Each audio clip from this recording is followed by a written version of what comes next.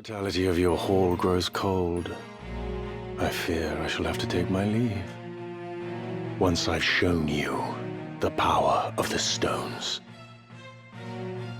Hello everyone, this is Sean from Gamer Braves. I usually don't do the voiceover for game reviews, but this game holds a significant value or significant meaning as a gamer for me, so I took over the reins for this review. To many people, including myself, FF Tactics, when it launched 28 years ago, it's a masterpiece. It is a masterpiece for everyone who managed to play the game. And today we're gonna find out whether this Ivalice Chronicles, is it any better? Is it a great game to have? What kind of differences does it make compared to the first game? Unless you wish to pay the towel in. The Ivalice Chronicles comes with two game modes, the classic mode and the enhanced mode. Today we're only going to talk about the enhanced mode because the classic mode is a game where they use the War of the Lions text, and basically that's about it. And obviously there are a lot of things that are missing, like the Dark Knights, Onion Knights, and so on. And in this video we're only going to talk about the enhanced mode because that's where the biggest changes are. The biggest addition of the game is basically the full voiceover of all the characters. If you ever played FF Tactics, the original FF Tactics, most of the text, the dialogues are all written in a manner where you can read them. So a lot of the text were rewritten and a lot more dialogues and conversation between the characters. People like Ben Starr did a great job by voicing Ty Stark. And even, I think the funniest thing is that with adding voiceovers, it includes like when sending troops out to the battle, they'll say something, or even when you chat with them, you talk to them to have conversation within a party, they will also talk to you. And that brings a lot of life to all the characters. However, though, there are a little bit of caveats here and there, because when in FFT, you would just imagine how the characters would sound like. But in the Ivalice Chronicles, that's where how they actually sound like. And there could be a little of gap here and there. One of the example, I would say, probably how Chocobo sounds like. And if you heard how it sounds like, that's not what I imagined. I think the other creature that I want to talk a little bit more is like the Construct 8. The way I imagine it would sound a little bit more muscular, robotic. But the one we had is really an interesting choice. Hey. Reinitialization complete. Verifying actuator status. All systems normal. What is your command, Master? And interestingly, the sound that I imagined it would actually be used by Construct 7. Warning. Human entry prohibited. Vacate premises within 30 seconds. This is not a drill. And with all these like renewed dialogue, the new conversations that all the character has, some of the characters have extended dialogue, and it kind of changed like how I think about some of the characters. The biggest change would be Gafgarion. I used to think that this guy is a jerk, but in the Ivalice Chronicles, there are so many times that he actually would ask you to come back and rejoin the brothers, rejoin the House Bell. It's just interesting that he is not a bad guy, it's just that he kind of stands in a different path that is conflict with yours, and it's just unfortunate that we have to face off each other. It's really interesting to see that how the game focuses on nobility and also peasants. If you can see how Gafgarion talked to Ramza because that he hopes that Ramza can see things as noble, while Ramza actually sees every human being as human being. There's a lot of things going on in terms of the hierarchy of that particular time in Ivalice, and that sets a very interesting story on how all of the politics gone. So in the Ivalice Chronicles, a lot of the relationship between characters would not be how you remember it to be. And the voiceover was so great that every time when there are conversations that happens, it's like a theatrical play between different characters. It could happen in mid-battle. Because of how the new voiceovers was being added, it kind of like reward you by using the unique characters, because sometimes they could unlock special cutscenes. I won't say special cutscenes, they would unlock special conversations that you probably wouldn't see anywhere else. FFT as a game, they have so many things that happens between the scene. Like Ramza is caught between the fight between two noble houses, and because of how complex the story is, like this church is also getting involved, like manipulating people, and there are also like Lucavi that is working behind the scenes. So the story itself is pretty damn complex, but there's a feature in the game where you can actually go and see the state of play or the state of the situation, where it actually literally lists out the names of the key people and where the battle is actually happening that our player character Ramza is not involved with, and it kind of shows you like what is going on around the world of Ivalice. And I think with this feature, it actually gives you a better idea of what is actually going on, and you are able to sit back and look at the bigger picture of how all the politics being played out. And I think that other than the voiceovers, the core gameplay mechanics, like the job system, it remained intact. And they do have some changes compared to the previous game. I'm actually playing the game in tactician mode. That means that, it's the most difficult mode that is available in the game. And the charge time for all the spells or Dragoon jump ability and whatnot, it's significantly faster than the previous iteration. And it kind of buffs like mages across the board. And it also buffs clouds as well.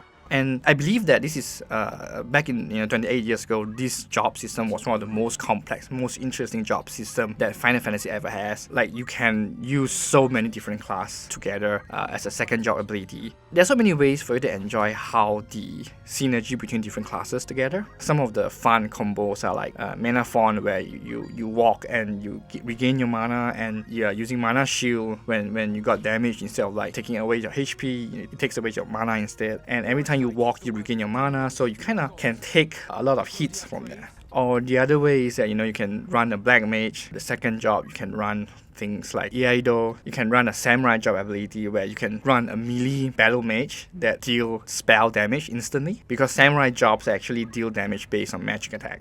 I think job classes, they offer so much flexibility on what you can do. For example, let's say you can learn equip shield from the knight, and you can put it on, let's say, chemist, orator, and while they're using like magical guns, they could also use shield at the same time to provide some defense.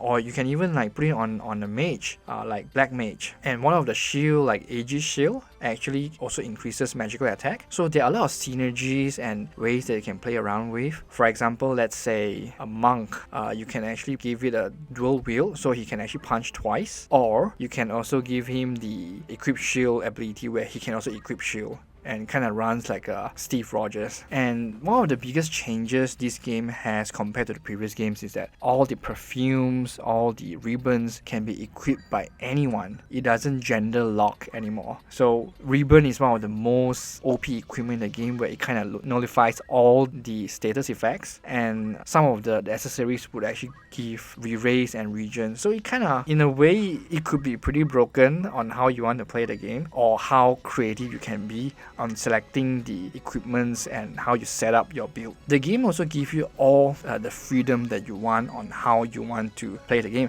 Like, for example, let's say you could run a full monster team with a human or with Ramza that have a Beastmaster ability. And monsters in this game, they deal quite a lot of damage. Like, for example, let's say Tiamat, Construct 7, or even Behemoth. I mean, the game actually gives you a lot of freedom how you want to play the game, and it's insane. You could also recruit random NPCs or random enemies that you met on the field. And I think the game is very fine in a way where, you can choose to be grindy, or you can choose not to be grindy. If you want to grind, you can access to more classes, but is it necessary to have the classes to clear the game? Not exactly, but I think it's fun to have different classes to play with. So it really depends on how we, the players, choose to play the game, and both are enjoyable. I think in some sense they also kind of balance the classes this time around. Like, Teleport got nerfed pretty badly, and I think they also buff Cloud significantly with the new Metera Blade Plus, which I don't think, if you ever play FF Tactics, you would know that Cloud is actually not a great character. But in this version, he's pretty much usable, and it's great to have him on the team. So how different is the Tactician mode compared to the normal game mode? In Tactician mode, you deal less damage and you receive more damage. And most of the bosses in the game have a lot higher health. And even if you over level by 20-30 levels, the boss can still trash you. They are pretty difficult in certain maps. I think the Wigraf boss battle was not as hard as it used to be. It's a lot more manageable right now. I think the one that is very hard is probably the quest where you need to save the character or prevent them from being dying. Those quests were a lot more harder than it used to be. And I kind of like it when they also kind of fix a few things, like for example, let's say the if you're stuck at the infamous regraph battle and you can't retreat back to the world map, they kind of fix that. You can actually retreat back to the world map, but you just need to redo all the chain battles again. And I think one of the biggest, the most important changes is that you can actually speed up battle by pressing R1 in PlayStation 5. The whole speed up animation was so important, especially if you want to grind certain things, and it's super helpful. And you can also speed up the animation throughout the world map if you're walking around. And I think the other important changes was that you can actually flee the battle in random encounters on world map, and you can also trigger them whenever you want it to happen.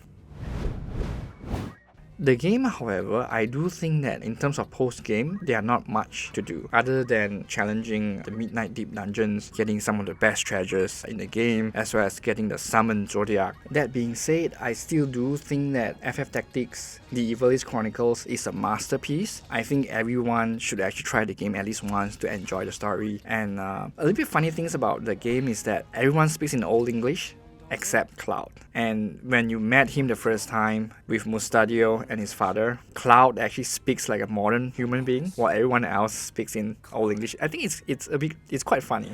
And it's also interesting that Brianna gets to voice Aerith and speak in Old English manner, while Cody have to speak in how Cloud should speak.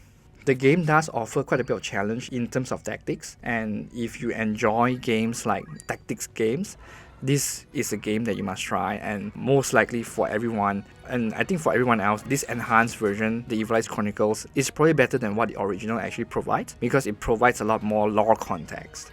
I think the last thing I want to talk about is probably how flexible you can be in terms of building your character. If you like to build a custom character, to train a character in a certain manner that fits a certain playstyle, this is probably the game for you. And that's it. I think thank you for your time. If you watched the video, you liked the video, please help and share the video, and also subscribe to the channel. Thank you so much.